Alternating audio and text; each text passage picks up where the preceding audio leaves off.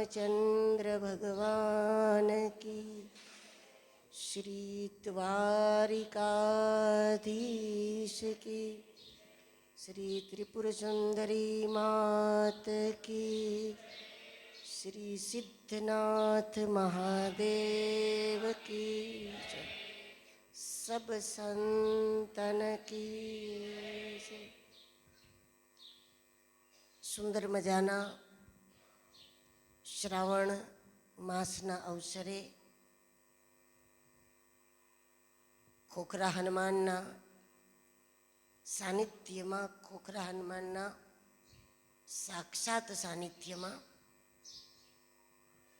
સુંદરકાંડનો પાઠ કરવાનો અને એમાં સાંભળવાનો સુંદર મજાનો લાભ શ્રી હનુમાનજીએ સૌને પ્રદાન કર્યો.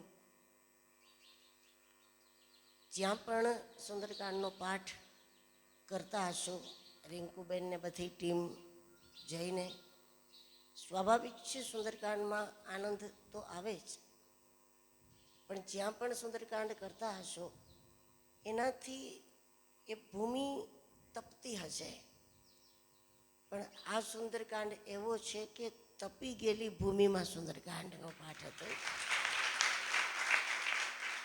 કોઈ પણ વસ્તુ લાંબા સમય સુધી કરતા હોય ત્યારે હંમેશા એનું એક હોય છે કે 1 વર્ષ સુધી ભણો એટલે આપણે સર્ટિફિકેટ જોતું હોય કે ભાઈ આપણે આમાં પાસ છીએ કે ના પાસ છીએ. એનું વર્ષે દિવસે આપણને એક સર્ટિફિકેટ મળતું હોય.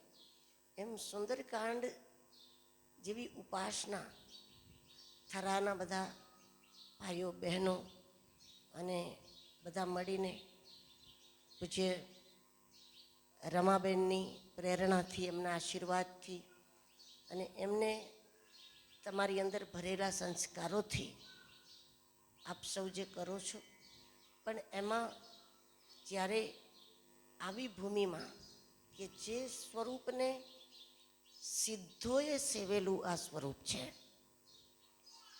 એવું નથી કે બજારમાંથી મૂર્તિ ખરીદીને સ્થાપના, એ પણ સારી વાત છે, એ પણ આપણા સંસ્કારો છે કે મંદિરો બને, મૂર્તિઓ લાવી અને એની સ્થાપના કરીએ.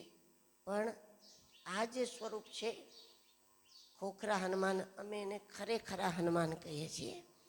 તો આ જે અમારા ખરેખરા હનુમાનજી છે એ કોઈને ખબર જ નથી કે સ્થાપના કોણે કરી છે, કેટલા વર્ષોનું આ સ્વરૂપ છે. પણ એ નક્કી છે કે ગુરુ મહારાજ જેવા સિદ્ધ મહાત્માઓએ આ સેવેલું સ્વરૂપ છે. અને તેથી હજી સુધી અહીંથી અમારા ધ્યાનમાં એવું કોઈ નથી કે જેની સાચી આસ્થા હોય અને એ માણસ અહીંથી કંઈ મેળવા વગર ગયા હોય, કંઈ હનુમાનજી પાસેથી કંઈ પ્રાપ્ત કર્યા વગર ગયા હોય. આપણી તો નાની નાની માગણીઓ હોય, પણ કદાચ કોઈની કાંઈ માગણી ન હોય અને ખોખરા હનુમાનનું શરણ લે તો એને એ રામ ભક્તિથી તો ચોક્કસ ભરી આપે. હનુમાનજી તો રામ ભક્તિનું જ બજાર ખોલીને બેઠા છે કે જે આવે એને ભક્તિથી ભરી આપવા,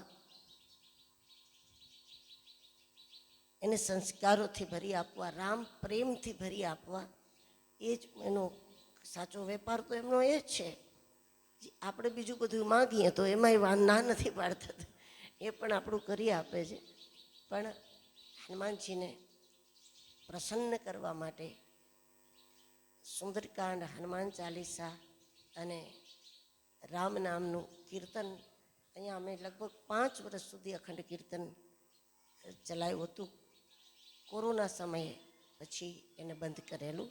5 વર્ષ સુધી અહીંયા અખંડ કીર્તન ચાલતું હતું. અને હજુ પણ અમારા બેલા ભરતનગરના વડીલો છે એ બધા સવારમાં 1-2 કલાક તો બધા અહીંયા કીર્તન કરતા જ હોય છે. સામે જે યજ્ઞશાળા છે એમાં માઇકને બધું લાગેલું છે, એટલે જે કોઈ આવે થોડી વાર અનુકૂળતા મુજબ 1-2-3 કલાક શ્રી રામ જય રામ જય જય રામ કરે, કોઈ ભજન ગાય, કોઈ સીતારામ સીતારામ સીતારામ સીતારામના કીર્તન કરે. એ રીતે હનુમાનજીને પ્રસન્ન કરવા માટે બધા કરતા હોય છે. તો ખૂબ આનંદની વાત છે. આજે થરાથી રિંકુબેન અને એમની આખી સંગીત મંડળી અને આખું ગ્રુપ થરાથી આવેલું, એણે અમારા હનુમાનજીને રાજી કર્યા. એનાથી ઉત્તમ કોઈ સેવા આ ભૂમિની બીજી હોઈ શકે નહીં. તો આપ સૌને ખૂબ ખૂબ ધન્યવાદ. આજે 2-3 કામ હતા, એના હિસાબે મને એમ કહેતું હતું કે હજી ચાલતો હશે પાઠ, પણ મારા ધાર્યા કરતાં થોડો વહેલો પૂરો થઈ ગયો. પરશુભાઈને અમે બધા એક બીજા કામની પણ આજ મિટિંગ હતી.